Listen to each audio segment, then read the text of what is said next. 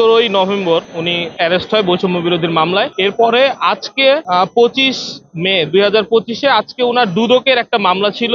দুদকের মামলা 25/12/2024 মহানগর দায়রা জজ আদালতের হাজতখানায় উনাকে নিয়ে আসা হয়, অ্যাডভোকেট কামরুল ইসলামকে।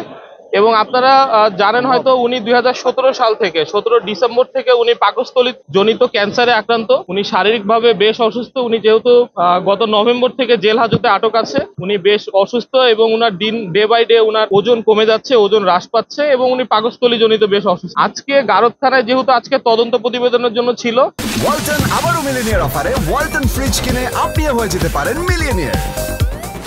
আজকে প্রতিবেদন আসেনি, সে কারণে শুধু গারদ থেকে তার জাস্ট কাস্টডি সাইন করে আবার জেল হাজতে তাকে পাঠিয়ে দেওয়ার যেটা প্রসিডিউর ছিল।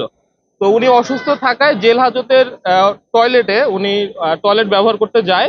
সেখানে উনি পড়ে গিয়ে মাথায় গুরুতর আঘাত পায় এবং পরবর্তীতে আজকে যারা এখানে ডিসি প্রসিকিউশন সহ যারা কোর্ট পুলিশ, এদের সার্বিক সহযোগিতায় উনাকে প্রাথমিক একটা ট্রিটমেন্ট দেওয়া হয়। এরপরে উনাকে জেলখানায় কারা হাসপাতালে প্রেরণ করে। কিছুক্ষণ আগেই উনাকে কেরানীগঞ্জ কেন্দ্রীয় কারাগারের কারা হাসপাতালে উনাকে নিয়ে যাওয়া হয়, এখান থেকে প্রাথমিক চিকিৎসা দিয়ে। আর উনি অনেক খোঁড়ায় খোঁড়ায় হেঁটে গিয়েছে গাড়ি পর্যন্ত। উনি বেশ অসুস্থ এবং উনি পাকস্থলী জনিত ক্যান্সারে আক্রান্ত।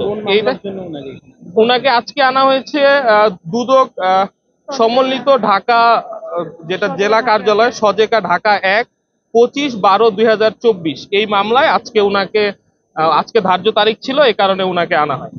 পরে গিয়ে কি কোনো ধরনের রক্তক্ষরণ বা উনার মাথার পিছন সাইডে উনি আঘাত পেয়েছে, কিছুটা ব্লিডিং হয়েছে। উনার যেটা কাপড় ছিল, পরিহিত কাপড়, সেটা রক্তে ভিজে গিয়েছিল। উনি পরে ভিতরে উনার প্রাথমিক চিকিৎসা দিয়ে ব্যান্ডেজ করা হয়েছে মাথায় এবং পরবর্তীতে উনাকে কারাগারে। না, সেন্সলেস হয়নি, উনি স্বাভাবিক ভাবে ছিল।